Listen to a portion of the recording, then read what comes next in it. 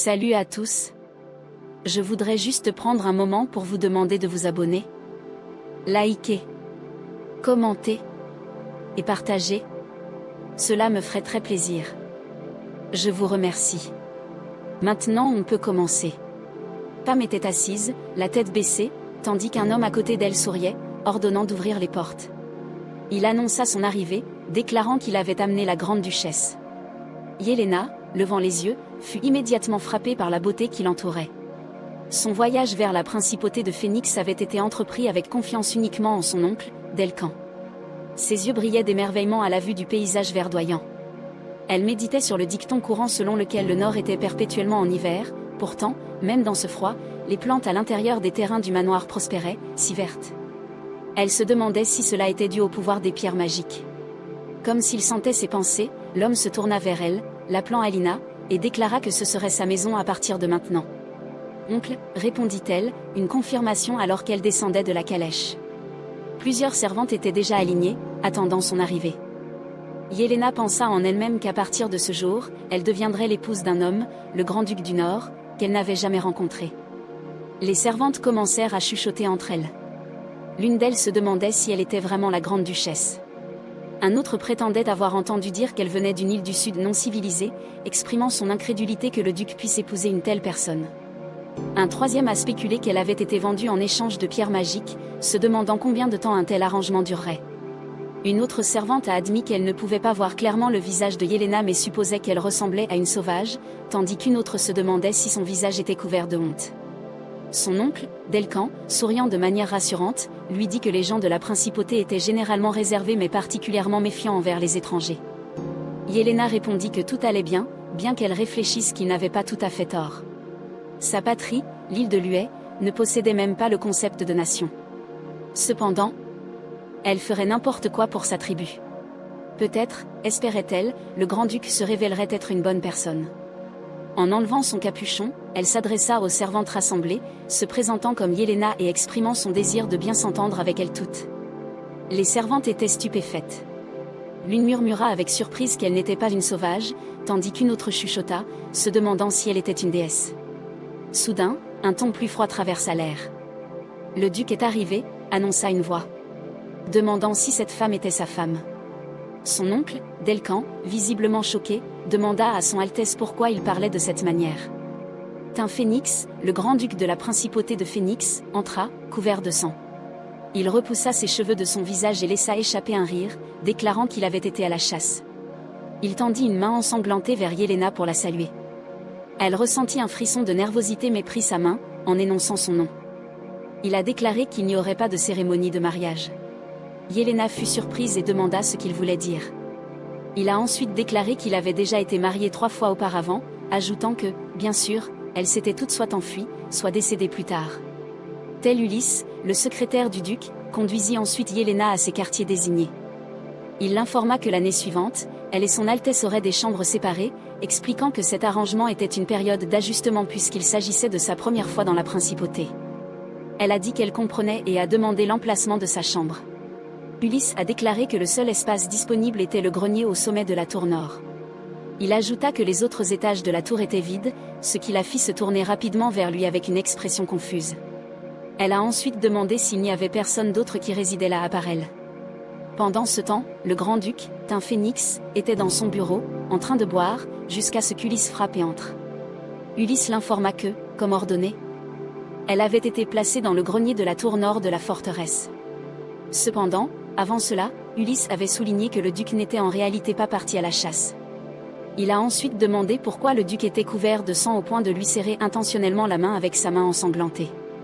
Ulysse a suggéré que c'était une sorte d'avertissement, indiquant clairement qu'il n'y aurait pas de vie conjugale aimante. La placer dans le vieux et étroit grenier d'une tour de château isolée était un message clair pour vivre comme une grande duchesse mais avec une existence en suspens. Laissant échapper un soupir, Ulysse pensa qu'il devrait bientôt appeler David.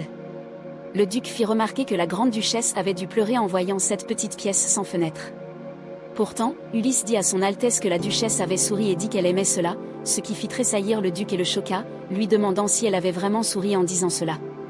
Seule dans sa chambre, Yelena sourit joyeusement. Elle était sincèrement ravie car c'était la plus grande pièce qu'elle ait jamais eue de sa vie. De plus, il faisait si chaud grâce aux pierres magiques. Elle se demandait si les villageois chez elle pourraient aussi les utiliser pour se tenir chaud. Un flashback se produisit alors sur l'île de Luay, où vivait Yelena. Son père était montré en train de crier qu'il n'était pas question qu'elle épouse un homme qu'elle n'avait jamais vu. Mais elle avait dit à son père que l'île devenait de plus en plus froide et que leur peuple n'avait jamais connu l'hiver auparavant. Elle avait ensuite déclaré qu'elle avait pris sa décision. Luay était une île du sud qui avait été chaude comme le printemps toute l'année, mais quand le froid est arrivé, leurs habitudes habituelles n'offraient aucune défense. Il existait des pierres magiques mystérieuses qui stockaient la chaleur même en hiver, mais en obtenir une seule sur leur île avait été impossible jusqu'à ce que l'empereur propose un mariage avec le grand-duc en échange d'autant de pierres que nécessaire. Son père avait argumenté qu'elle était l'unique héritière de la tribu, à quoi elle avait répondu que c'était précisément pour cette raison qu'elle devait y aller, car protéger leur peuple était le devoir de l'héritière. Yelena ressentit une pointe de tristesse en pensant à son peuple. Elle savait qu'elle devait les protéger. Elle pourrait bien vivre dans cet endroit, son oncle Delken était là, et Monsieur Ulysse semblait être une bonne personne aussi. Elle pensa aussi à son Altesse, le grand-duc. Elle rougit légèrement et regarda sa propre main, se souvenant de sa grande main chaude et du fait qu'il supervisait personnellement une principauté 20 fois plus grande que son île de Luay. Les guerriers qui y allaient chasser étaient les plus respectés. Avoir des chambres séparées pendant 1 an, se souvenait-elle d'Ulysse disant, c'est aussi pour éviter de se sentir submergée. Elle se souvenait qu'il avait dit que c'était une période d'adaptation, et elle pensait que même s'ils étaient en couple, ils venaient de se rencontrer et avaient besoin de temps pour s'habituer l'un à l'autre. En effet, son mari est une personne responsable et compréhensive, pensa-t-elle. D'une manière ou d'une autre, elle sentait qu'ils s'entendraient bien. Soudain, sans le vouloir, elle a renversé les pierres magiques. Devenir inquiet. Elle se précipita pour les ramasser sur le sol car ce sont des pierres magiques précieuses. Cependant, alors qu'elle tendait la main vers eux, elle trébucha et vit une porte de l'autre côté de la pièce. Elle était confuse car elle n'avait pas réalisé qu'il y avait une autre porte dans cette pièce. Elle a fini par heurter la porte et tomber face contre terre. Elle se releva, ressentant une légère douleur, lorsqu'elle entendit une voix lui demander ce qu'elle faisait là. Levant les yeux au ciel, confuse, elle regarda vers la voix pour voir son Altesse, le grand-duc lui-même. Lui aussi semblait surpris de la voir. Elle expliqua qu'elle était tombée en essayant de récupérer les pierres magiques. Il était perplexe, se demandant ce qui n'allait pas chez cette femme.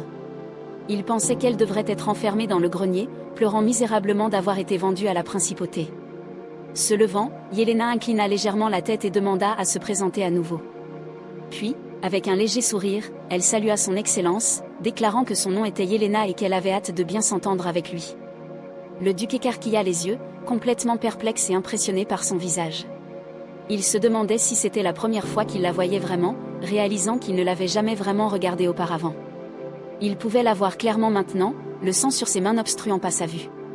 Il se demandait si le subtil parfum floral qui lui parvenait maintenant émanait d'elle.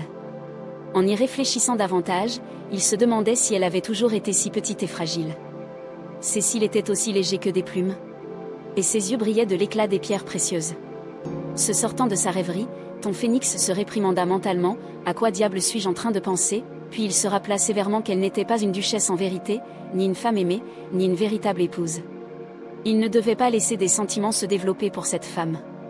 Il ne pouvait pas se permettre de montrer la moindre faiblesse, car il ne l'aimerait jamais. Pour s'en assurer, il devait être plus froid et plus dur qu'il ne l'était maintenant. D'abord, devrait la gronder et lui dire de rentrer. Il adopta une expression sérieuse en prononçant son nom, Yelena. Elle répondit, frissonnant légèrement de froid. Il lui demanda ensuite pourquoi elle était vêtue de vêtements si légers par ce temps. Cependant, il regretta rapidement ses paroles, réalisant qu'il n'y avait aucune réprimande, et se maudit mentalement d'avoir verbalisé ses pensées. Le récit s'est ensuite déplacé pour expliquer la signification du saint. Le saint était décrit comme le seul humain capable de manier le pouvoir de la déesse Daphné, servant de messager divin. Cependant, le saint avait été relégué au domaine de la légende jusqu'à ce qu'une méthode pour voler son pouvoir soit découverte 2 mois auparavant. Ton Phénix avait reçu une lettre et a demandé à Ulysse si c'était simplement une coïncidence que la lettre soit tombée entre ses mains. La lettre disait « Nous avons trouvé la sainte ». La marque rouge sur son oreille correspond parfaitement à la prophétie. 1 an après la gravure, elle peut être offerte en sacrifice. La lettre était signée par Delcan. Ulysse avoua qu'il ne savait pas que Delcan était l'un des espions de l'empereur. Le duc réfléchit que son propre gravure semblait être la clé pour voler le pouvoir du saint, ce qui expliquait pourquoi Yelena avait été surveillée par Delcan. Ton Phénix déclara qu'il comprenait. Au sein de la famille impériale, il était le seul dont le mariage n'était pas enregistré dans le registre impérial. Il a été expliqué qu'un mariage au sein de la famille impériale était un vœu sacré des âmes, enregistré une seule fois, exactement 1 an après le mariage. Comme il ne pouvait être annulé tant que les deux parties étaient en vie, un partenaire devait être choisi avec une extrême prudence. Ulysse énuméra les 3 précédentes épouses de son Altesse, notant que la 3e s'était soit enfuie, soit était morte. Il était sous-entendu que les précédentes candidates à l'épouse du grand-duc avaient été délibérément éliminées. Maintenant, toutes les préparations nécessaires pour que la gravure puisse exploiter le pouvoir du saint étaient terminées, ou plutôt, Ulysse sent qu'ici c'était l'empereur qui les avait éliminées.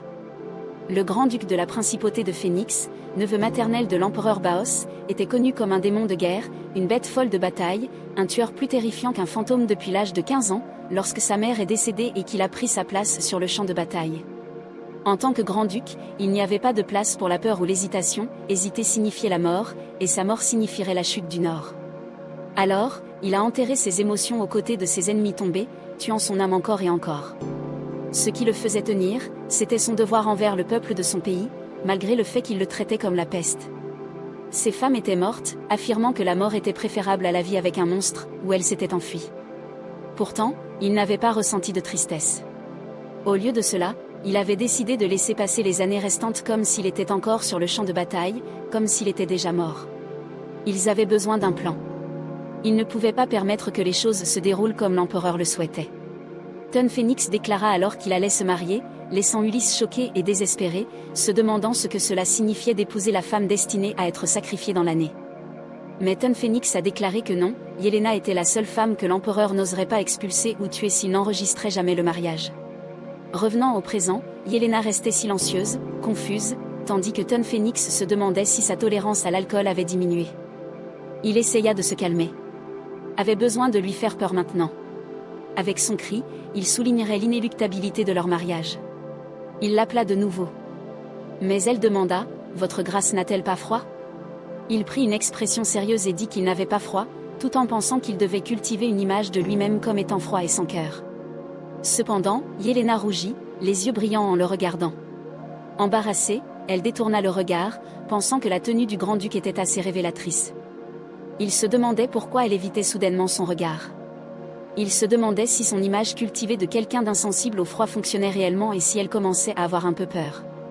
Il l'appela de nouveau par son nom, la faisant le regarder. Puis, pointant dans une autre direction, il dit, « Si tu traverses ce pont, tu atteindras la terrasse devant ma chambre. Si vous avez besoin de quoi que ce soit d'autre, si vous souhaitez aller quelque part, informez-moi simplement. » Encore une fois, avec une expression sérieuse, il la regarda et déclara dans la principauté. « Rien n'existe en dehors de mon contrôle, pensa-t-il, tout en se disant qu'à partir de maintenant, elle réaliserait qu'elle ne pouvait rien faire sans sa connaissance. Il s'approcha d'elle, la fixant intensément, décidant de mettre fin à cela par un avertissement effrayant. « Et, dit-il, je peux même attraper un écureuil blanc et m'échapper. » Yelena répondit qu'elle comprenait et pensait que le grenier était assez proche de la chambre de son Excellence. Elle se sentait très émue, pensant qu'il était si prévenant. Soudain, une forte rafale de vent les a balayés, et Yelena, prise au dépourvu, perdit l'équilibre. Elle a crié, manquant de tomber en arrière, mais un phénix s'est rapidement avancé, disant « C'est dangereux », et a réussi à la rattraper avant qu'elle ne tombe, la laissant rougissante. Ils se regardèrent tous les deux, et un phénix réfléchit à la légèreté de la jeune femme, comme une plume, alors qu'il l'avait presque sans effort maintenue en suspension. « Comme si je tenais un petit oiseau délicat dans la paume de ma main », pensa-t-il, légèrement embarrassé. Yelena l'appela d'une voix tremblante. Il la reposa ensuite doucement sur le sol et se demanda si elle avait trouvé son contact désagréable.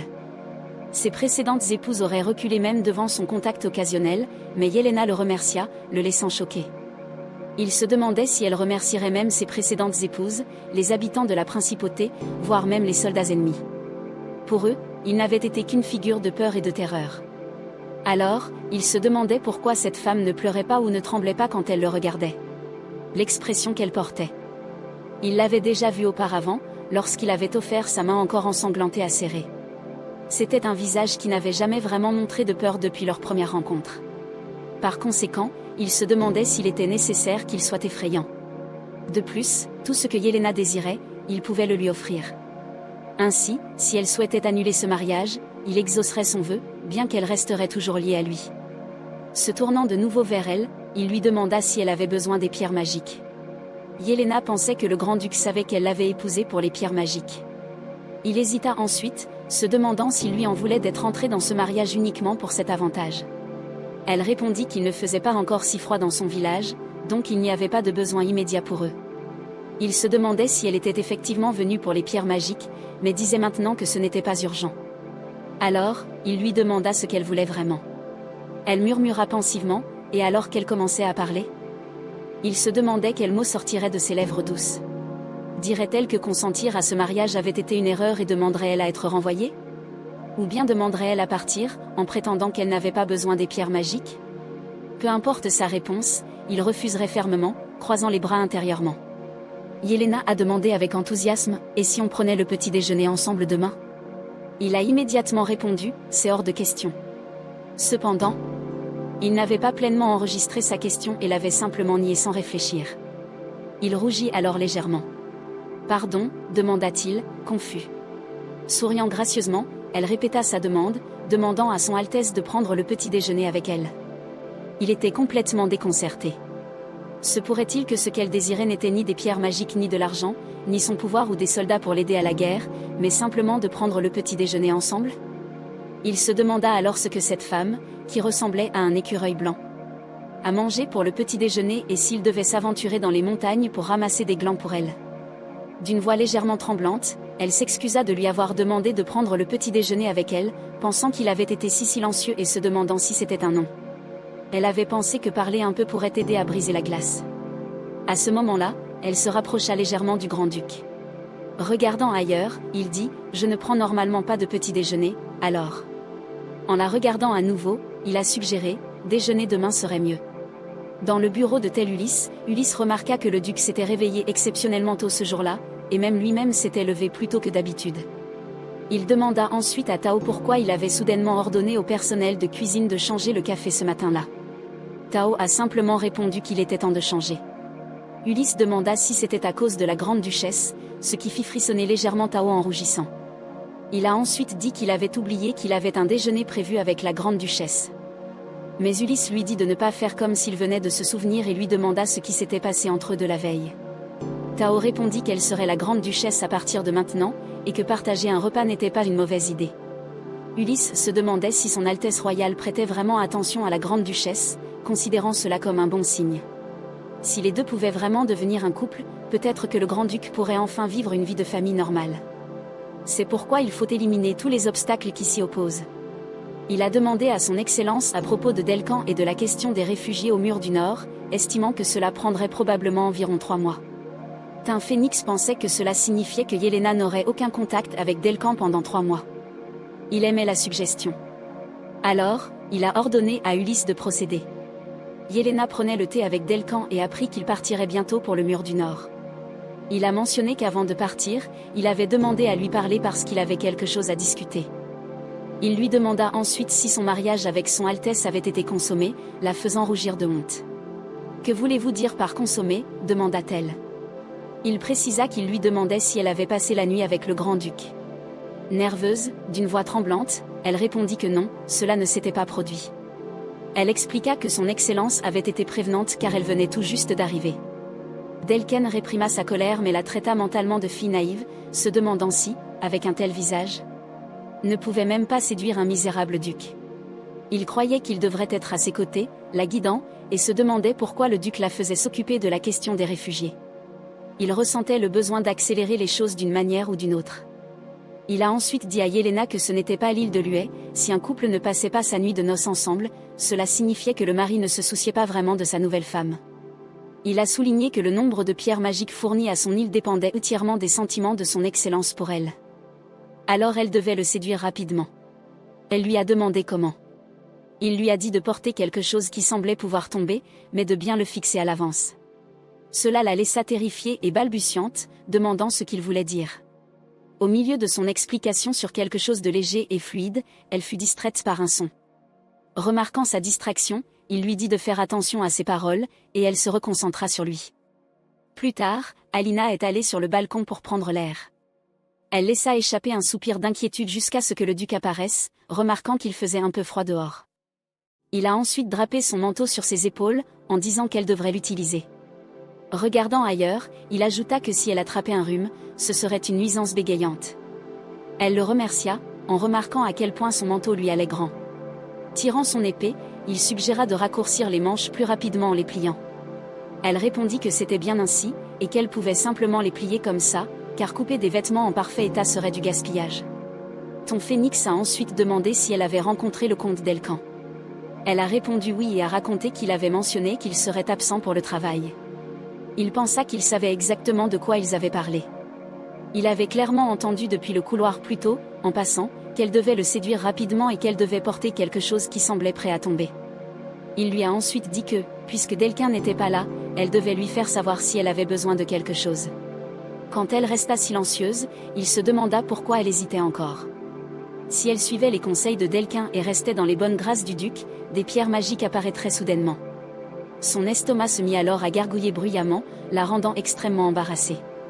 Elle s'excusa, disant qu'elle n'avait rien mangé depuis le matin et qu'elle prenait toujours un petit déjeuner. Son visage devint complètement rouge. Il se demandait comment cette femme pouvait réussir à séduire les gens avec un estomac qui gargouille. Alina essayait de réprimer son embarras tandis qu'il la trouvait mignonne, en fait très mignonne. Plus tard, un phénix était assis avec le doigt levé, imaginant un petit oiseau perché sur son énorme doigt. Cependant, il n'y avait pas d'oiseau, c'était juste son esprit qui vagabondait. Ulysse et un autre homme se tenaient devant lui, confus. Ulysse demanda à propos du geste de la main. L'autre homme, nommé David, était médecin. Un phénix expliqua que les gens pensaient que c'était la première fois qu'il l'avait convoqué. En tant qu'ancien médecin royal, David avait rencontré de nombreux chevaliers sur les lignes de front de la guerre et avait réalisé que les blessures émotionnelles étaient bien plus difficiles à guérir que les blessures physiques. Parmi eux, les blessures du grand-duc étaient les plus profondes, il était comme un étranger complet aux émotions, totalement indifférent à tout. David a commenté que si son Altesse recherchait ses conseils, cela devait être une urgence et a demandé si ses symptômes étaient graves. Ton phénix répondit par l'affirmative. David se dit que c'était comme prévu. Quels sont exactement ces symptômes ? David demanda. Un phénix a dit qu'il croyait avoir été maudit, laissant les deux autres perplexes. Qui oserait lancer une malédiction sur le grand-duc ? David demanda avec incrédulité. Un phénix répondit qu'il avait nourri quelque chose. David lui demanda s'il avait acquis un nouveau cheval ou quelque chose de similaire, mais un phénix répondit non, puis se corrigea en disant que c'était un chiot. Puis il changea encore d'avis, déclarant qu'il n'avait pas non plus de chiot. Il a ensuite suggéré qu'il l'appelle à longue queue. David devint très confus, répétant « Un oiseau à longue queue ?» Un phénix a précisé qu'il était blanc et duveteux, sentait les fleurs et avait l'air très charmant, mais il croyait que cet oiseau lui avait jeté un sort. David, perplexe, admit qu'il ne comprenait pas. Il demanda ensuite quels étaient les symptômes, disant que son Excellence devait avoir remarqué quelque chose d'étrange pour soupçonner une malédiction. Ton phénix a frappé la table de sa main, disant qu'il voulait constamment voir cet oiseau si possible. Il voulait le mettre dans sa poche et le sortir pour le regarder tout le temps. David, complètement déconcerté, demanda si c'était un moineau friquet. Ton phénix a affirmé que c'était bien le cas et a déclaré que cet oiseau lui avait définitivement jeté un sort. David se dit qu'il se demandait pourquoi il avait été convoqué si soudainement, mais maintenant, de nulle part, il discutait d'un moineau friquet. Pourtant, il a reconnu que son Altesse avait vécu un changement émotionnel pour la première fois, ce qui était sans aucun doute un développement positif. David a ensuite déclaré qu'il semblait que son Excellence était effectivement sous une malédiction, laissant Ulysse choqué.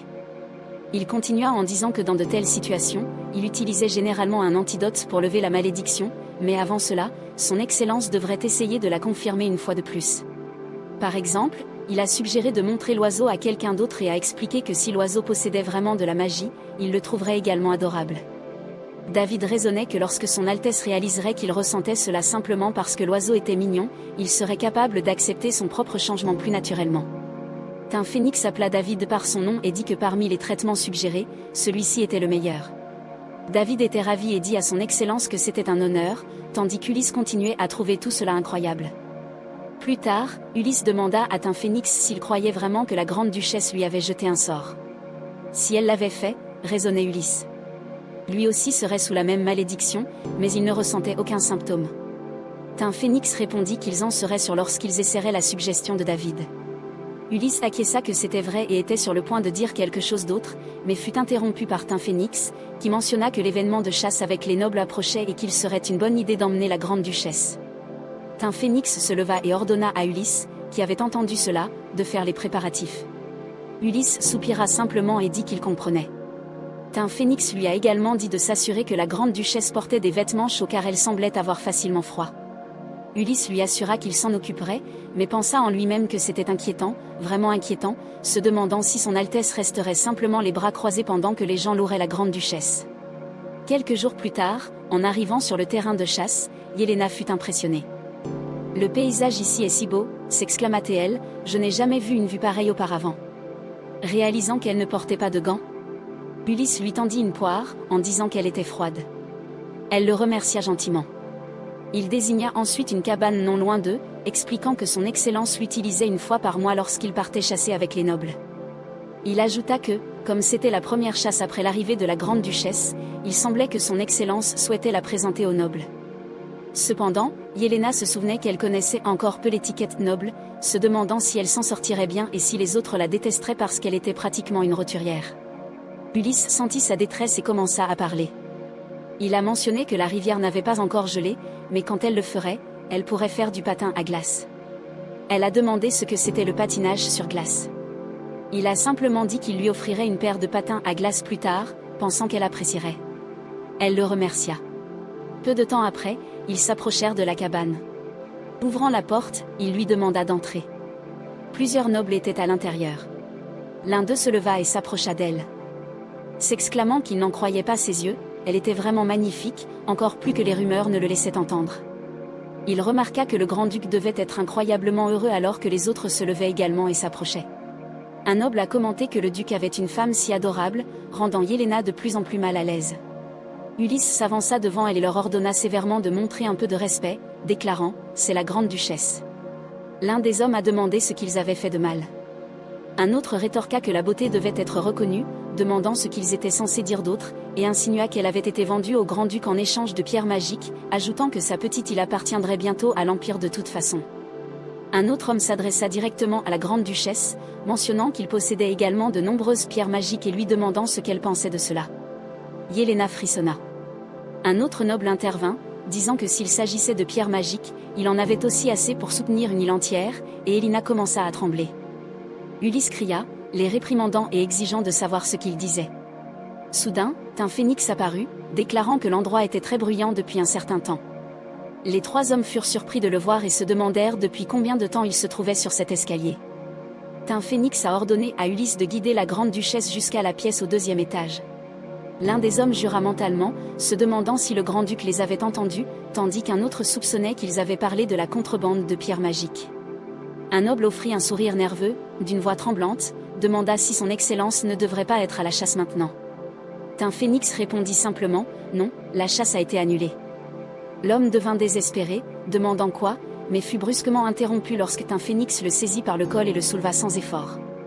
D'un ton sombre, Tymphénix dit, tu ne seras pas entier longtemps, ajoutant qu'il semblait que l'homme avait volé des pierres magiques. L'homme commença à gémir de douleur jusqu'à ce que Tymphénix exige de savoir combien il avait volé et si c'était plus que ce qu'il possédait. Il jeta ensuite l'homme au sol avec force tandis que les autres regardaient avec peur.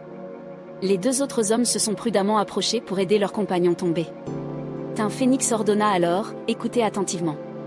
Retournez en silence, réfléchissez à ce qui s'est passé aujourd'hui, et si vous rapportez les pierres magiques volées, je vous permettrai de garder vos membres intacts.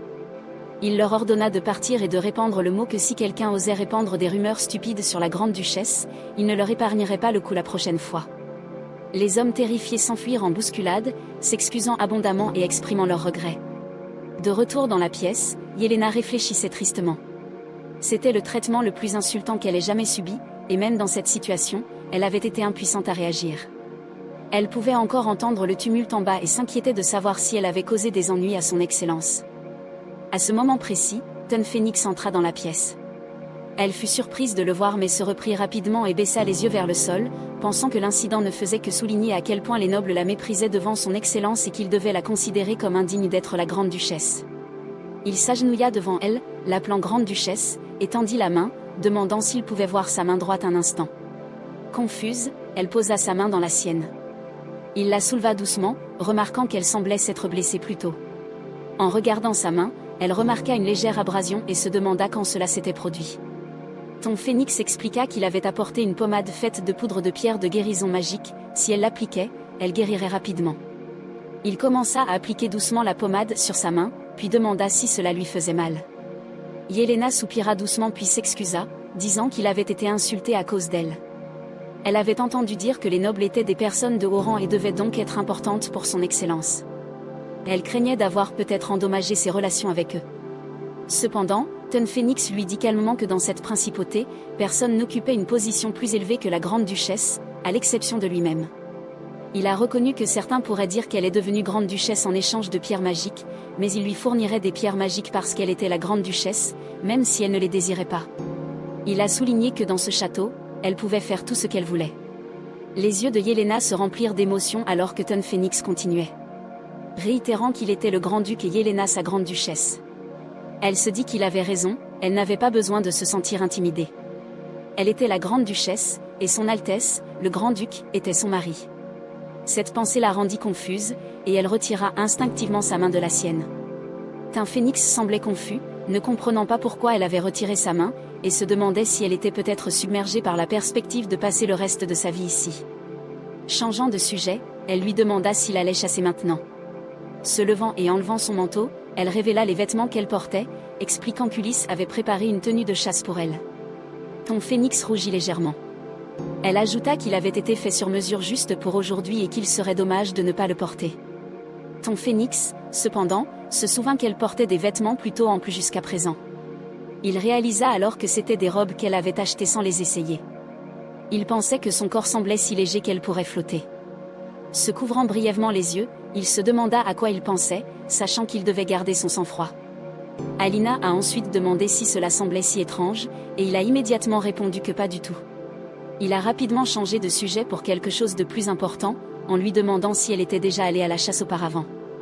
Excitée, elle répondit que bien sûr qu'elle l'avait fait, mentionnant qu'elle savait utiliser une carabine à air comprimé.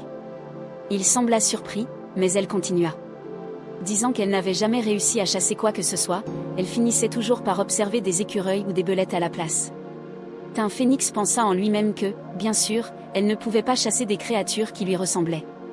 Essayant de ne plus penser à sa mignonnerie, il dit que puisqu'elle n'avait pas de carabine à air comprimé, la chasse pourrait être difficile. Au lieu de cela, il a suggéré qu'ils essaient le tir à l'arc plus loin. Elle accepta volontiers et prit sa main, disant que cela sonnait bien. Ils sont allés se promener ensemble, côte à côte. Alina a commenté qu'il y avait tellement de fleurs, mais qu'aucune d'entre elles n'avait de parfum. Tom Phoenix a expliqué que ces fleurs étaient cultivées à l'aide de pierres magiques, qu'elles étaient écloses artificiellement et qu'elles manquaient donc de vitalité naturelle et de parfum. C'est dommage, dit-elle. Se tournant avec enthousiasme dans une autre direction, elle demanda s'il devait aller là-bas aussi. Il rougit légèrement en pensant à une agréable odeur. Pendant qu'elle admirait les fleurs, il pensait que c'était probablement mieux que ces fleurs n'aient pas de parfum. Oui, les malédictions mises à part, la grande duchesse était tout simplement vraiment belle. Pointant vers un endroit particulier, Yelena demanda à son excellence si c'était là qu'il utilisait quelque chose appelé patin à roulettes. Il a confirmé que c'était bien cela, ajoutant que lorsque l'hiver arrivait et que la rivière gelait, il pouvait aussi faire de la luge. Elle lui demanda ensuite ce que c'était exactement des patins. Il expliqua que c'était des chaussures avec des lames attachées, il suffisait de les enfiler et de glisser sur la rivière gelée. Elle a trouvé cela impressionnant, disant que cela avait l'air amusant. Et a mentionné que l'endroit où elle vivait auparavant connaissait l'hiver pour la première fois. Tom Phoenix réfléchit alors que les hivers dans son grand-duché étaient extrêmement froids, ce qui était un peu inquiétant même si son ancien foyer était une île du sud avec des saisons différentes. Alina lui demanda alors s'il lui apprendrait à patiner et à faire de la luge quand l'hiver arriverait, et il répondit que si c'était ce qu'elle souhaitait, alors bien sûr qu'il le ferait. Il fut alors surpris de remarquer que ses mains étaient assez rouges et jura intérieurement, réalisant qu'il aurait dû lui donner une cape ou quelque chose pour s'envelopper. Yelena sortit alors ses gants, qu'elle avait portés. Il remarqua que si elle avait des gants, elle aurait dû les porter plus tôt. Elle sourit et dit que ces gants étaient un cadeau d'Ulysse. Tom Phoenix était surprise qu'Ulysse lui ait offert des gants. Elle a commenté qu'ils étaient un peu grands mais très chauds et a ajouté qu'Ulysse semblait être une personne si gentille. Il était aussi très attentif. Tom Phoenix fut déconcerté par ses paroles sur Ulysse, se rappelant qu'Ulysse était celui qui avait expulsé d'innombrables nobles du conseil, celui qui n'employait que des tactiques sournoises pour gagner des guerres, celui qui décapitait impitoyablement les criminels et remplissait ses devoirs sacrés sans faute. Il se demandait si elle l'appelait gentil et prévenant. D'un autre côté, Ulysse sentit un frisson lui parcourir l'échine et se demanda pourquoi il faisait soudainement si froid. Tin Phénix pensait qu'un cadeau était la raison. S'il lui offrait aussi un cadeau, il pouvait aussi être perçu comme gentil et attentionné. Cette nuit-là, Tin Phénix regardait des bijoux mais ne parvenait pas à se décider. Il se demandait quel genre de cadeau il devrait lui offrir pour qu'elle le perçoive comme quelqu'un de gentil et attentionné. Il devait bien y avoir quelque chose. Finalement, il prit une boîte, l'ouvrit et vit une paire de boucles d'oreilles rouges. Pendant ce temps, Ulysse informa Tin Phénix que tous les nobles qui avaient assisté au terrain de chasse ce jour-là avaient été démis de leur position au conseil. Il s'était assuré qu'ils comprenaient leur erreur. Cependant, il s'arrêta de parler lorsqu'il remarqua le regard perçant que le duc lui adressait, lui demandant si quelque chose n'allait pas. Tin Phénix dit « D'accord, puisque tu es si gentil et attentionné, es-tu sûr d'avoir tout géré parfaitement ?» laissant Ulysse assez perplexe. Tin Phénix continua, disant qu'il n'avait même pas réalisé qu'Ulysse était devenu si attentif au point de faire un cadeau à la grande duchesse. Ulysse comprit immédiatement qu'il s'agissait des gants. Alors il a demandé pourquoi son Excellence n'avait pas préparé de cadeau également. Prenant les boucles d'oreilles, Tin Phénix dit « C'est pourquoi j'étais alarmé ». Ulysse demanda si ce n'était pas un souvenir de sa mère et l'exhorta à reconsidérer sa décision, car c'était le seul souvenir qu'il avait d'elle. Mais Tin Phénix insista sur le fait que la grande duchesse resterait dans le grand-duché, demandant quel était le problème. Il a fait valoir que les boucles d'oreilles étaient bien plus précieuses que des gants mal ajustés et qu'il voulait lui offrir quelque chose de significatif. Quand Tin Phénix a pensé qu'il ne pouvait pas parler sincèrement avec Ulysse, il était incroyablement têtu. Il déclara ensuite que, puisqu'il y avait une occasion appropriée, il devrait présenter le cadeau immédiatement. Il s'approcha d'une bibliothèque et appuya sur un livre, ce qui fit s'ouvrir un passage secret. Avant de partir, il se tourna vers Ulysse, lui demandant ce qu'il attendait et ajoutant que, puisqu'il était si gentil et attentif, il devrait partir bientôt. Ulysse esquissa un léger sourire, pensant que Tin Phénix semblait encore plus excité qu'avant. Tin Phénix se dirigea vers la chambre de Yelena et frappa à la porte. Elle lui demanda d'attendre un moment. Quand elle ouvrit la porte et le salua, elle fut assez surprise de voir son Excellence debout là, portant une robe légèrement décolletée qui révélait également un peu de ses jambes. Les yeux de Tin Phénix s'écarquillèrent de stupéfaction et de confusion. Son corps commence à devenir plus chaud, et il se demande quel genre de malédiction elle lui a jeté cette fois. Embarrassée, Yelena couvrit instinctivement sa poitrine de sa main. Elle s'excusa, expliquant qu'elle n'avait pas anticipé sa visite et avait supposé que ce serait un domestique, d'où le fait qu'elle portait les pyjamas qu'elle portait habituellement à la maison. Tao était momentanément sans voix, des pensées tourbillonnant dans son esprit. Il luttait contre l'envie de lui dire qu'elle ne devrait porter ce pyjama que lorsqu'elle était avec lui, mais il se retint heureusement, alarmé par la proximité de cette pensée. Regardant ailleurs, il déclara qu'il était venu livrer un cadeau. Il a proposé de revenir plus tard si cela ne convenait pas. Cependant, Yelena, prenant doucement son bras, l'assura que ce n'était pas du tout un inconvénient, la présence de son Excellence n'était jamais un inconvénient. Il rougit, devenant de plus en plus troublé, réalisant qu'il comprenait maintenant la nature de cette malédiction, c'était une malédiction qui semblait contrôler son propre corps. Il entra dans la pièce, déclarant que tout ce qu'elle contenait appartenait à la grande duchesse, donc elle était libre de porter ce qu'elle souhaitait. Il la regarda, pensant qu'elle avait l'air douce et tendre, comme de la barbe à papa, dans sa tenue actuelle. Une douce fragrance semblait émaner de la pièce à ce moment-là. Tao lui a présenté le cadeau. Yelena l'ouvrit, les yeux s'écarquillant d'admiration. « C'est si beau », souffla-t-elle, demandant s'il lui offrait vraiment cela. Il confirma que c'était bien le cas. Elle se demandait ce qu'elle devait faire avec les boucles d'oreilles, mais son cœur était rempli de joie qu'il ait préparé un tel cadeau pour elle. Se tournant vers lui avec un sourire éclatant, elle remercia Tao abondamment. Il a répondu qu'il était heureux qu'elle l'aime. Yelena se demandait si construire ce genre de proximité avec le grand-duc pourrait éventuellement les amener à devenir un couple normal, vivant ensemble dans la chaleur et l'harmonie. Elle espérait que ce jour arriverait bientôt. Soudain, Yelena se souvint de son commentaire précédent sur le fait qu'il avait chaud et lui demanda s'il allait bien, une pointe de nervosité dans sa voix. Un peu troublé, il a simplement déclaré qu'il était juste à sa température naturelle. Une semaine plus tard, Yelena et Tao étaient dînant ensemble, accompagnés d'Ulysse et d'une autre femme qui se tenait respectueusement à proximité. Cette femme était Rhett, la servante personnelle d'Yelena. Rhett réfléchissait à son propre passé. À l'âge de 12 ans, elle s'était portée volontaire pour aller à la guerre à la place de son frère aîné. Alors que d'autres chevaliers l'avaient renvoyée avec des rires, le grand-duc l'avait prise sous son aile, lui enseignant l'escrime. Finalement, elle s'était avérée indispensable pour aider son seigneur à gagner la guerre, recevant même le titre honorifique de chevalier. Cependant, en voyant l'incapacité de son seigneur à trouver le bonheur, elle décida de se retirer en tant que chevalier et de se consacrer à le servir comme sa servante pour le reste de sa vie. Elle portait une inquiétude silencieuse, se souvenant que 3 de ses précédentes épouses avaient fui en une seule journée. Après que Rhett eut fini de peigner les cheveux d'Yelena, Yelena la complimenta pour son habileté. Rhett la remercia, pensant en elle-même que la nouvelle grande-duchesse semblait posséder un cœur si bon et doux. Avec une grande-duchesse aussi merveilleuse, son seigneur trouverait sûrement le bonheur à partir de maintenant. Ou du moins, elle l'espérait. Cependant, aujourd'hui, son seigneur semblait inhabituellement sombre. Yelena, essayant de faire la conversation, remarqua à quel point le jardin était magnifique et demanda quelle était la fleur préférée de son excellence.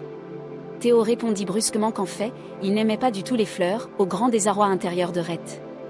Yelena, imperturbable, dit qu'elle comprenait et proposa ensuite de lui préparer du thé après le repas. Théo a répondu qu'il se retirerait dans sa chambre car il avait du travail à faire. Rhett et Ulysse échangèrent des regards inquiets, pensant que leur seigneur agissait étrangement. Ulysse, observant Yelena, eut une idée. Se tournant vers Rhett, il murmura qu'il avait un plan. Rhett demanda si c'était une forme de thérapie de choc, semblant de plus en plus anxieux. Ulysse a écarté cette idée, disant non, la première étape était de faire sortir son excellence de la pièce. Rhett s'adressa ensuite à son excellence, mentionnant qu'il y avait eu un problème sur les terrains d'entraînement ce matin et demanda s'il souhaitait enquêter. Théo accepta, disant bien sûr, et se leva pour partir, s'excusant un instant. Une fois qu'ils furent seuls, Ulysse s'adressa à Yelena, lui disant qu'il savait que cela pourrait être présomptueux de demander, mais il se demandait s'il pouvait dire quelque chose. Yelena répondit gracieusement, bien sûr, et l'encouragea à parler librement. Il a commencé par mentionner que son Excellence lui avait récemment offert un cadeau, en demandant si cela était correct. Elle a confirmé que c'était bien le cas. Ulysse a ensuite révélé que ses boucles d'oreilles étaient, en fait, le seul souvenir restant de l'ancienne grande-duchesse, laissant Yelena sous le choc. Il continua, expliquant qu'ils avaient été laissés par la mère de l'actuel grand-duc et qu'ils étaient considérés comme un objet précieux. Yelena réalisa que ses boucles d'oreilles étaient la seule possession laissée par la mère de son Altesse. Elle baissa légèrement la tête, une expression inquiète sur le visage, et demanda à Ulysse ce qu'elle devait faire. Yelena se pencha plus près et murmura une suggestion à son oreille, ce qui le surprit grandement.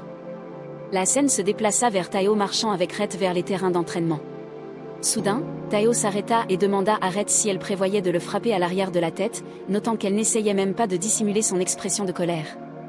Rhett, exaspéré, s'exclama, demandant pourquoi il gardait ses distances avec la grande-duchesse. Théo, surpris par son éclat de colère, lui demanda ce qu'elle voulait dire, puis lui demanda si elle pensait qu'il n'aimait pas la grande-duchesse. Non, a-t-il précisé, c'est juste que Yelena ne m'aime pas. Rhett ricana, disant que cela avait parfaitement du sens, demandant pourquoi elle aimerait un homme qui l'ignorait quand elle lui parlait. Théo se sentit blessé par ces mots, puis demanda si la grande-duchesse avait déjà mentionné vouloir porter des boucles d'oreilles. Rhett était initialement confus, mais se souvint ensuite avoir vu les boucles d'oreilles. Elle a demandé s'ils étaient un souvenir de l'ancienne grande-duchesse, peut-être des roses, et s'il les avait offerts en cadeau à la grande-duchesse. Elle a fait remarquer que Yelena ne les portait pas et a suggéré qu'il était peut-être contrarié qu'elle ne les utilise pas après les avoir reçus en cadeau. Rhett a spéculé que peut-être elle les gardait pour une occasion spéciale ou importante. Théo y réfléchit, admettant que cela pourrait être vrai. Rhett affirma qu'il devrait s'excuser auprès de la grande-duchesse pour avoir fait des histoires à cause d'un petit malentendu, et si elle était son Altesse, elle n'aurait pas le courage de l'affronter en ce moment. À ce moment précis, Yelena apparut, courant vers eux et appelant son Altesse. Elle s'arrêta, légèrement essoufflée, lui demandant d'attendre un moment car elle avait quelque chose à lui dire. Elle tendit la boîte contenant les boucles d'oreilles et expliqua qu'elle avait entendu dire que c'était le seul souvenir laissé par la mère du grand-duc, quelque chose de précieux pour son Altesse. « Je ne peux pas l'accepter », déclara-t-elle. Théo, se méprenant, pensa qu'il était clair qu'elle devait les voir comme un fardeau. « Bon, ce n'est pas grave, » dit-il, le fait qu'elle ait accepté le cadeau est déjà assez significatif. Il s'est ensuite excusé, disant qu'il n'avait pas voulu la mettre sous pression, mais elle l'a rapidement interrompu, disant que ce n'était pas du tout le problème. Il lui a dit de les garder si elle le voulait, et si elle lui disait ce dont elle avait besoin, il pourrait lui donner autre chose. Mais, l'interrompant à nouveau, Yelena s'exclama que ce n'était pas non plus le problème, elle ne pouvait vraiment pas les porter, le laissant complètement perplexe. Finalement, elle a écarté ses cheveux de son oreille, révélant qu'elle n'avait jamais eu les oreilles percées, et donc ne pouvait pas porter de boucle d'oreille. Théo fronça les sourcils et pensa qu'il y avait une marque rouge sur son oreille, rien de plus. Les petites oreilles mignonnes de Yelena étaient juste devant lui. Yelena expliqua que pour porter des boucles d'oreilles, elle devait se faire percer les oreilles, mais elle ne pouvait pas le faire seule. Il ricana, trouvant cela ridicule, demandant pourquoi elle ne pouvait pas percer ses oreilles parfaitement délicates. Mais elle insistait sur le fait qu'elle voulait vraiment porter des boucles d'oreilles. Yelena regarda les boucles d'oreilles en rubis, s'exclamant sur leur beauté et exprimant son désir de les essayer immédiatement. Puis, le regardant avec des yeux pleins d'espoir, elle lui demanda si sa grâce pourrait l'aider à trouver un endroit plus confortable pour le faire. Tao chercha une confirmation, demandant si elle était vraiment d'accord avec cela. Elle a répondu avec un oui enthousiaste, réitérant son désir d'essayer de porter des boucles d'oreilles. Elle a mentionné que son père avait également utilisé une aiguille pour graver la marque tribale sur son oreille, donc c'était similaire au perçage d'oreille. Tao, cependant, je ne pouvais m'empêcher de penser à la marque rouge du sein. Yelena a ajouté qu'elle se sentait en sécurité en lui demandant de l'aide. Théo s'approcha d'elle, touchant doucement son visage. « Je vais commencer maintenant », murmura-t-il. Le visage de Yelena devint écarlate à sa proximité. Il l'a prévenue que ça ferait mal, mais qu'il finirait aussi vite que possible, elle devait juste tenir un moment. Le cœur de Yelena battait à tout rompre, elle pensait qu'il devait l'entendre. D'un mouvement rapide, il perça son oreille. Alors qu'une goutte de sang jaillissait, Tao s'inquiéta, lui demandant si elle allait bien. Il a ensuite déclaré que cela n'allait pas marcher et qu'il allait appeler le médecin immédiatement. Mais Yelena a rapidement protesté, disant qu'il n'y avait pas besoin, qu'elle pouvait s'en occuper, et qu'il devait encore faire l'autre oreille, il ne pouvait pas en faire une et laisser l'autre inachevée. Elle a même proposé de le faire elle-même. Tao a fermement refusé, déclarant qu'il finirait, mais qu'il arrêterait d'abord le saignement. Après un court moment, avec les deux oreilles percées, il l'a aidée à mettre les boucles d'oreilles. Elle lui demanda ensuite comment elle les portait. Rougeoyant légèrement, il admit, elles sont magnifiques. Yelena, consciente de leur signification, a dit qu'elle les porterait avec soin car ils étaient un souvenir de sa mère. Soudain, Tao fut submergé par une vague d'émotion en se souvenant de sa mère. Il vit une image fugace de sa mère portant ces mêmes boucles d'oreilles. Une sensation étrange l'envahit. Un sentiment qu'il a reconnu comme une émotion qu'il n'avait pas ressentie depuis longtemps. Des souvenirs ont traversé son esprit. Il se souvenait d'un jour où la neige tombait abondamment, sa mère gisait inconsciente dans la neige alors qu'il essayait désespérément de la réveiller. Il avait pleuré et crié pour elle. Oui, maintenant il se souvenait clairement de sa mère allongée dans une vaste étendue. Il se souvenait également d'un autre moment avec elle, l'ancienne duchesse de Phénix, Karen Rose. Elle lui avait dit qu'elle reviendrait bientôt. Et en attendant, il devait protéger le duché. Il avait répondu « oui ». Karen Rose, l'ancienne duchesse, se voyait plus comme un chevalier du peuple que comme une dirigeante. Puis, par ordre impérial, elle était allée enquêter au cœur de la tempête et était morte honorablement pour le duché. Le jeune Tao avait secoué sa mère, la suppliant de se réveiller, la suppliant d'ouvrir les yeux. Sa mère avait cultivé les terres arides du nord et avait finalement donné sa vie pour le duché. Il ne pouvait pas laisser sa mort être vaine. Pour protéger le duché que sa mère avait construit avec tant d'efforts, il avait besoin de force. Il n'avait pas le temps d'être triste. Au fil du temps, la seule chose qui restait de sa mère était ses boucles d'oreilles, qu'il avait prises à la place de son corps. Il n'avait jamais vraiment réfléchi à leur signification. Mais maintenant, une profonde tristesse l'envahissait, et devant Yelena, son armure émotionnelle soigneusement construite fondait. Il s'assit à côté d'Yelena, voulant exprimer à quel point il était heureux qu'elle soit sa femme, mais les mots ne venaient pas. Au lieu de cela, il a simplement dit « merci », puis lui a demandé d'appeler Tao. Elle expliqua que dans son village, les gens l'appelaient Yuna, et elle souhaitait que son Altesse l'appelle ainsi également. Tao, a-t-il ajouté, n'avait pas de surnom, alors elle devrait simplement l'appeler Tao. Elle a accepté, disant d'accord, Tao. Yelena était ravie, pensant qu'il lui avait donné la mémoire de sa mère. Elle se demandait si cela signifiait qu'il commençait à la voir comme sa femme. Elle, à son tour, appelait Tao dans son esprit, se perdant dans son imagination, réfléchissant qu'ils étaient désormais Yuna et Tao. Elle se demandait quels surnoms affectueux viendraient ensuite, peut-être chérie et chérie, et puis peut-être même maman et papa un jour. Mais elle savait qu'il y avait encore beaucoup de chemin à parcourir. Le lendemain matin, Yelena et Rhett étaient déjà dans le jardin, en train de travailler. Yelena a fait remarquer l'abondance de mauvaises herbes. Rhett expliqua que le jardin restait chaud toute l'année grâce aux pierres magiques, ce qui faisait pousser les mauvaises herbes rapidement, et elles étaient simplement laissées à pousser sans contrôle. Yelena sentit les fleurs et commenta qu'elles n'avaient aucun parfum. Rhett a réitéré que c'était probablement parce qu'ils étaient cultivés à l'aide de pierres magiques. Rhett a ensuite demandé si les fleurs de sa patrie avaient du parfum.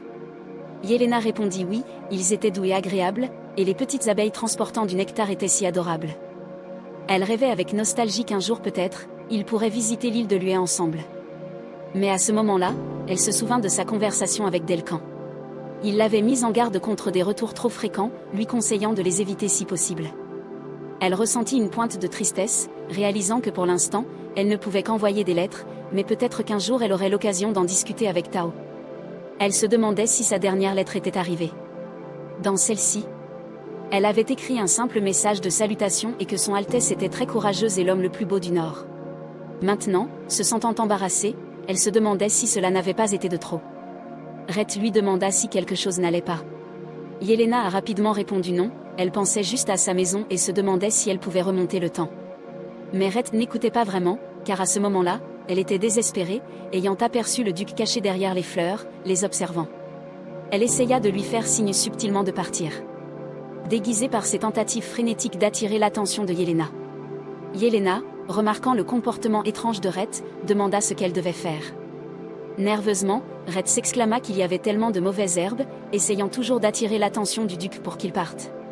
Yelena, toujours inconsciente, demanda si Dave enverrait une autre lettre et se demanda si elle devrait être plus prudente avec ses lettres à l'avenir. Tao, caché derrière les fleurs, comprit qu'elle regrettait sa maison, mais il était confus par son souhait de remonter le temps. Il pâlit, se demandant si elle souhaitait choisir un autre mari. Se levant avec détermination, il pensa qu'il ne le permettrait pas. Se retournant, Yelena demanda ce que c'était ce bruit, tandis qu'un Rhett désespéré l'assurait précipitamment de ne pas s'inquiéter, c'était probablement juste une grosse taupe. Rhett, intrigué, suggéra qu'ils aillent jeter un coup d'œil aux autres belles fleurs dans l'autre jardin. Yelena pensait que visiter les belles fleurs dans l'autre jardin était une bonne idée. Alors qu'ils marchaient, Rhett mentionna qu'il s'agissait de fleurs rares, récemment plantées.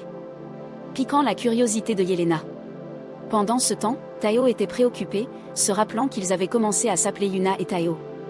Il se demandait si elle voulait maintenant annuler leur mariage. Non, il se résolut, il ne la laisserait pas partir. Sa femme, c'est Yelena, et elle le restera. Tao se tenait à la fenêtre, regardant la chambre de Yelena. Il réfléchissait que Yuna était dans le Grand-Duché depuis 2 mois maintenant. Elle mangeait bien, n'était pas difficile. Et faisait des promenades quotidiennes dans le jardin. Il avait pensé qu'elle avait complètement abandonné l'idée de rentrer chez elle. Il n'avait jamais imaginé qu'elle voulait en rentrer. Il faudrait au moins 1 mois pour voyager du Grand-Duché à l'île de Lhuet, et même être séparés pendant une courte période semblait difficile. Attendre plus d'1 mois était absolument hors de question. Soudain, une idée lui vint à l'esprit, il pourrait construire un village Lhuet au sein du Grand-Duché. Il pourrait relocaliser les habitants de la ville natale de Yuna dans le duché. C'était parfait. Mais ensuite, il s'arrêta pour réfléchir, Yuna était venue le voir pour les pierres magiques. Donc, s'il lui fournissait plus de pierres magiques, elle ne partirait pas. Et si Delcan ou l'Empire Bayan tentaient d'enlever Yuna, il les éliminerait tous. Un frisson soudain lui parcourut l'échine en entendant Yuna l'appeler par son nom. Il se retourna, un sourire ornant ses lèvres, et la salua, Yuna. Tao a demandé si les escaliers de la tour étaient trop difficiles à monter, suggérant qu'elle aurait pu utiliser l'ascenseur privé dans son bureau. Elle lui a assuré que tout allait bien et que son bureau était son espace de travail, elle ne voulait pas l'importuner. Tao rougit, pensant qu'il comprenait. Si un petit oiseau voletait autour, il ne pourrait pas se concentrer sur son travail. D'ailleurs, Ulysse s'occupait de la plupart du travail de toute façon, mais il ressentait toujours le besoin de prouver qu'il était un mari capable en démontrant quelque chose. Yelena a ensuite demandé à Tao s'il voulait voir quelque chose, en lui montrant une feuille de papier. Mais il ne pouvait se concentrer que sur sa main, petite, blanche et douce. Yelena expliqua qu'elle l'avait trouvé dans le jardin, demandant s'il aimerait le sentir. Il accepta, prit la feuille pour la sentir, mais finit par ressentir quelque chose d'étrange. Ses lèvres touchaient presque ses doigts, quelque chose dans son contact le chatouillait. Finalement, Tao a commenté que cela avait un arôme doux, ressemblant à des céréales, et a demandé de quel type de feuille il s'agissait. Yelena a expliqué que c'était une jeune feuille de marguerite, qui avait des propriétés médicinales et était bonne pour faire du thé quand quelqu'un était malade. Elle a ajouté qu'elle poussait aussi dans la vallée de sa ville natale et qu'elle était si heureuse de la trouver dans le jardin. Elle a raconté que chaque fois qu'elle attrapait un rhume, son père lui préparait du thé avec. Tao remarqua qu'elle devenait joyeuse en parlant de sa ville natale. Cependant, pendant qu'elle continuait à parler, il n'écoutait plus ses mots, se demandant si elle voulait toujours y retourner. Il pensa peut-être qu'il devrait simplement lui donner un tas de pierres magiques demain. Yelena demanda ensuite si elle pouvait partir. Il reprit ses esprits, demandant désespérément si elle voulait vraiment partir. Elle a précisé qu'elle avait besoin de plus d'outils pour sécher les feuilles de thé et a demandé à Théo s'il voulait bien l'accompagner si cela ne le dérangeait pas. Il envisagea de partir ensemble, oui, c'était ça. Que ce soit l'île de Lue ou n'importe où ailleurs, tant qu'il était avec elle, c'était tout ce qui comptait vraiment. Il quitterait le Grand-Duché pendant plus d'1 mois, il se débrouillerait avec le travail d'une manière ou d'une autre. Puis, se levant brusquement, il déclara que c'était d'accord et qu'il l'accompagnerait. Il se tourna pour partir, disant qu'il enverrait Ulysse préparer les sacs immédiatement. Yelena semblait confuse à la mention des sacs. Taio a précisé qu'il faudrait au moins 1 mois pour voyager, donc il devait se préparer. Yelena se leva alors, essayant d'expliquer ce qu'elle voulait dire, disant qu'elle voulait aller au marché du Grand-Duché. Elle a ajouté que Ray lui avait dit que les collations qu'il vendait là-bas étaient délicieuses. Confus, Tao a demandé si c'était juste le marché, puis il a été choqué de réaliser qu'il avait complètement mal compris. Le lendemain, il terminait les préparatifs de Yelena. Elle a averti qu'il y aurait beaucoup de monde au marché, alors elle devrait être prudente et rester près du grand-duc. Yelena hocha la tête, comprenant, et mentionna avec enthousiasme qu'elle rapporterait de nombreuses collations. Ray escorta Yelena dehors jusqu'à la calèche. Ulysse a demandé à la grande-duchesse de monter en premier, disant que le grand-duc serait là sous peu. Elle le remercia et monta dans la calèche. Ulysse se tourna ensuite, cherchant le duc, pensant qu'il devait se dépêcher. Regardant par la fenêtre, Yelena demanda si le grand-duc avait également beaucoup de travail aujourd'hui. Elle avait pensé qu'il serait trop occupé et qu'il refuserait. Mais il a dit que nous pourrions y aller ensemble, pensa-t-elle, et qu'il y aurait des gens au marché. À ce moment-là, Théo apparut, s'excusant de l'avoir fait attendre. Comme toujours, il fut frappé par son apparence. Aujourd'hui, elle ressemblait à un lapin, pas à un oiseau. Il monta dans la voiture et elle lui demanda s'il avait été très occupé. Il répondit que la plupart étaient prêts. Elle semblait heureuse et soulagée. Il se dit en lui-même que, pour être honnête, il n'y avait pas eu beaucoup de travail, mais maintenir l'image d'un mari capable était important. Ulysse, à côté de la calèche, annonçait qu'ils étaient prêts à partir. En regardant Taio, Yelena pensa que quelque chose semblait un peu différent aujourd'hui. Il s'était fait couper les cheveux, et ils étaient soigneusement peignés. Il portait même une cravate, bien qu'il les trouve généralement inconfortables. Il lui demanda ce dont elle avait vraiment besoin. Elle expliqua que c'était juste un petit filet et un grand panier. Elle a mentionné qu'elle en avait quelques-uns au manoir, mais elle avait besoin de quelque chose de spécifique pour sécher les feuilles de thé, et elle voulait aussi acheter une collation pour Rhett. Soudain, la calèche roula sur une pierre, ce qui la fit tanguer violemment. Ulysse, inquiet, demanda si le grand-duc et la grande-duchesse allaient bien, expliquant qu'il y avait une grosse pierre sur la route, disant que cela devait les avoir effrayés. Yelena fut projetée en avant, atterrissant contre Tao, qui l'attrapa instinctivement fermement. Tous deux rougirent alors que Tao inhalait un doux parfum floral provenant d'elle tout en continuant à la tenir près de lui. Elle leva les yeux vers lui, l'appelant par son nom, mais il continua à la serrer contre lui, pensant qu'il devrait la laisser partir. Mais ne le voulant pas. Brusquement, il se pencha très près de son visage, et elle ferma les yeux et fit la moue, s'attendant à un baiser. Mais, brisant l'ambiance, Ulysse cria le nom de son Altesse à haute voix, les faisant sursauter. Il demanda si tout allait bien et s'il devait arrêter la calèche. Tao, tenant toujours Yelena, pensait que tout allait bien, il devait juste faire semblant de ne pas avoir entendu. Il se boucha les oreilles, feignant la surdité à la voix forte d'Ulysse. Cependant, Yelena a demandé s'il ne devrait pas répondre. Théo a ensuite ordonné à Ulysse de continuer à conduire. Yelena s'assit à côté de Théo, tous deux détournant le regard, voulant se tenir la main. Finalement, Théo rapprocha sa main, touchant légèrement la sienne. Il devint rapidement embarrassé, détournant son regard de l'autre côté. Yelena, également troublée, pensa que c'était sa chance, ils allaient se tenir la main. Mais la calèche s'arrêta soudainement, les faisant. C'est la fin de cette vidéo, n'oublie surtout pas de t'abonner, liker, commenter, partager. On se retrouve très bientôt pour une prochaine vidéo. Merci.